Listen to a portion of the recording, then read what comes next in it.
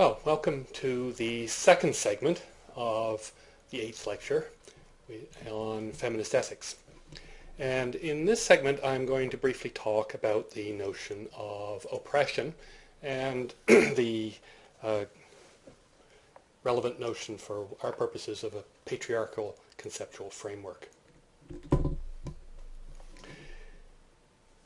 Power and oppression. Let's first of all understand power. The economist J.K Galbraith divided the types of power into three. Coercive power is power exercised by force or the threat of force. Economic power is power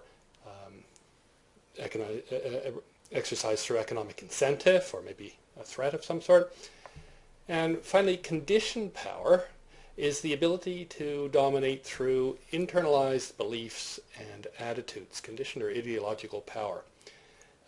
In its extreme forms, subordinates see their unquestioned submission as natural. People in a patriarchal conceptual framework, in a traditional family in the old days, women saw the man as the head of the household, and the man saw himself as the head of the household, and therefore that what his way was the way of the family. Okay, so these are types of power. How does power differ from oppression? Well, in my usage, which perhaps is a little is a little bit idiosyncratic, oppression is a type of power, but it's power exercised by a group or a community or a society as a whole. Okay, it's not just an action of power exercised by an individual at a time. It's the exercise of power through the doings of many individuals. It's additive, it's cumulative, it adds up. It takes many people to institute oppression. And we're concerned with this sort of oppression because oppression, being a form of power, does create relationships of domination and subordination, and these can be unfair. So we don't want to, from the point of view of justice, we often want to, and mostly want to, get rid of domination and subordination. So the idea of oppression is it's like the bars of a cage. The one bar will not prevent the prisoner from escaping. That one bar is an exercise of power, but it's not oppression. It doesn't contain the prisoner. It's just an obstacle that the prisoner has to move around. But a bunch of bars, many bars, together they can restrain the prisoner, and that's the notion of oppression. Oppression is the additive of a bunch of individual the additional of a bunch of additional of a bunch of instances in individual actions that add up to a problem. And social power, as opposed to individual power, is like this. Now, I want to take this one more step. So we've got power, different forms of the conditioned power, and then there's the notion of oppression, which can't be done by one person, but takes a lot of people to implement. And then there's this notion of a conceptual framework, which is a whole mutually supporting, never questioned, fundamental assumptions about the world and the human nature and about the ethical values, and it affects how people think and act in the world.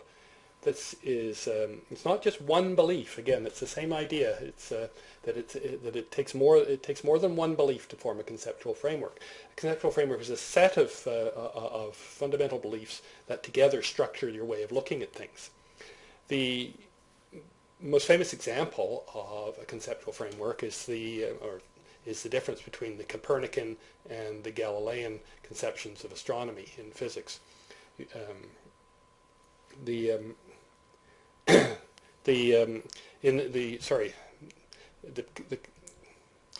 Copernican and Galilean interpretation of astronomy versus the old Ptolemaic framework. As you recall, the Ptolemaic framework, the initial framework that most people believed in the early Middle Ages, was that the Earth was the center of the universe and the sun and all the planets went round it. Well, Galileo and Copernicus overturned that way of thinking about the world. They put the sun at the center of the universe. We now know that's not even true, but at least the sun, at that time, the sun was, that was an improvement and closer to reality. And but it dethroned mankind from their position at the center of the universe and had them just as people on a planet going around a big sun. And then further dethronement took place in the 20th century as we realized that we're just one little speck in one little galaxy in one vast universe. But that changed the way people thought about themselves, and that changed the way physicists thought about outer space.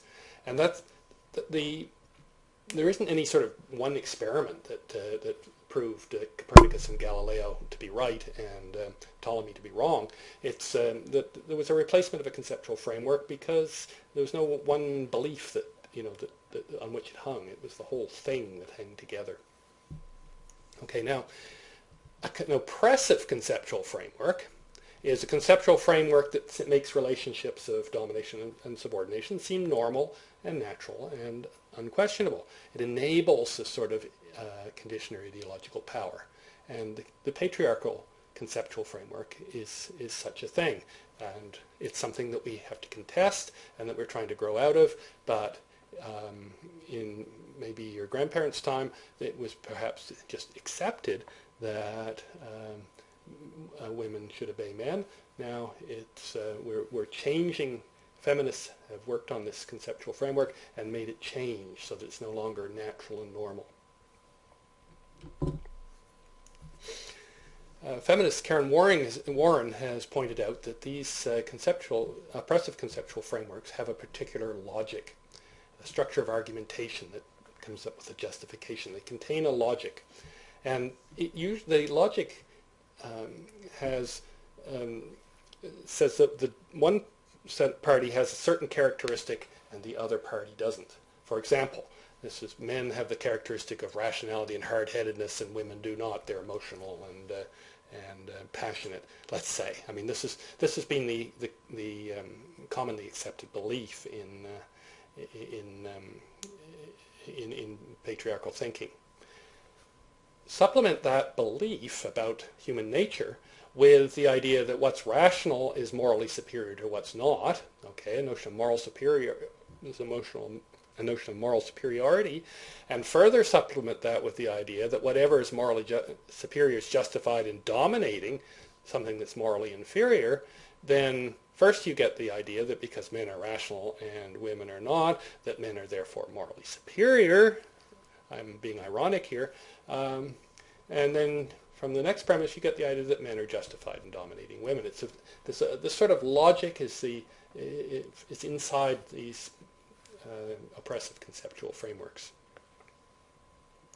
So who would believe this? Well, it's a lot easier to see somebody else's conceptual framework than your own, because don't forget you are living inside a conceptual framework and it's difficult to see it from the outside.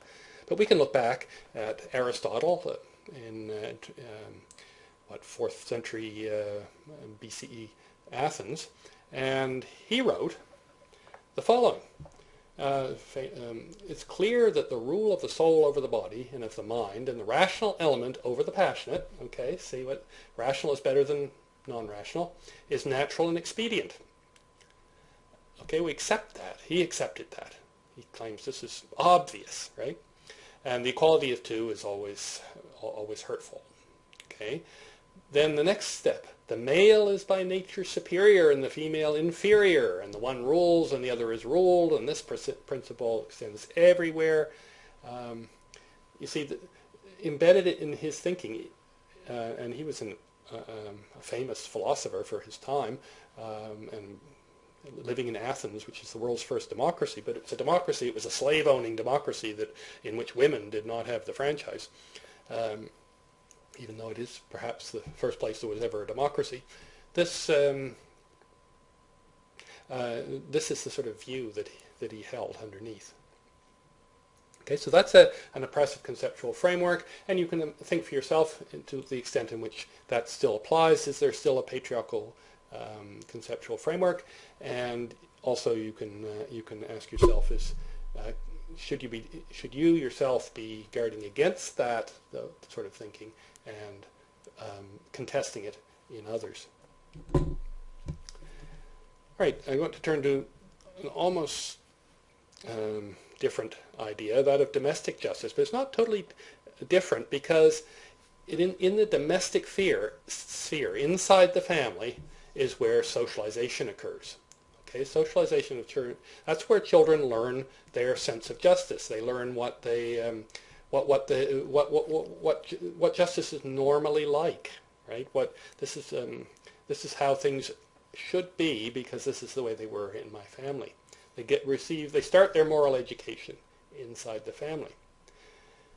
But is the family just? Is the family fair? Well, that raises this question of how, well, one question anyway, besides domination and subordination, is the question of how income should be distributed within the household. Traditionally, back 50 years ago, men worked and men engaged in paid work and women worked at home, raising the family and doing all the domestic chores. Men ended up getting the money at work and bringing the money home, and then ended up controlling it. It was in their bank account. They were given the check or they were given the cash, and it became it's an issue of how that income should be distributed within the household. It's another issue about how the income should be distributed within the whole country, but what about within the household? Well, the next question then is, what is the role of the government in working distributing income within the household? Well, a lot of people said it has no role doing this because, yes, maybe there's a role for the state in distributing income in the public sphere, but not in the private sphere. And the family is the private sphere. There's a right to privacy. But that may be true. There might be, but what sort of right to privacy? Yes, there's a right to privacy. The individuals have a right to privacy. You have a right to, control information about yourself in the world and so on, and not be interfered with, etc. But what about, is that true of families too? Or can you have unjust families, and should you do something about it? Well, in extreme cases, of course, nowadays anyway, people do. If families that abuse their children are liable to have social services come and remove the children for the children's own protection. So there is this notion of the private sphere and the public sphere is becoming permeable, and the notion of what's fair and unfair inside the family is at least something that has to be raised, because that's where people learn their sense of justice, and that's how they become socialized in a certain conceptual framework of what is fair and what's unfair. All right, so think just for a minute about this this question. Which of these is the best example of oppression? I'll be back in just a second. Okay, remember the difference between oppression and power. Oppression is something that requires a lot of instances, a lot of individuals to working at it to produce oppression. It's not something we call, at least in my terminology and for here, we call what is done by one person an act of power. So, for example, in the first one, the man persuades his wife that it's her job to look after the children. Well, this is in a case of an individual exercise of some sort of ideological power. A man offers a very poor woman a lot of money to have sex with him. Well, this is, again, this is economic, and it's an individual. An individual offers money to get his way. That's economic power, not oppression. A man successfully argues to his wife that women are more emotional than men are, and that therefore she should provide most of the child care. Well, yes, there's a logic of domination going on here, but it's being exercised by one person, right? It is conceptual, perhaps, but it's one person. The best example here is D. A woman finds that unless she does most of the child care, no one in her whole society is going to respect her. And that is the case much more of oppression, because it's not an individual that's exercising this power. She finds she's in a cage, right? She cannot get respect unless she stays home and looks after the children in, again, a traditional Western society. All right, so that's a few introductory remarks on oppression, and come back in a little while for the feminist ethics of care.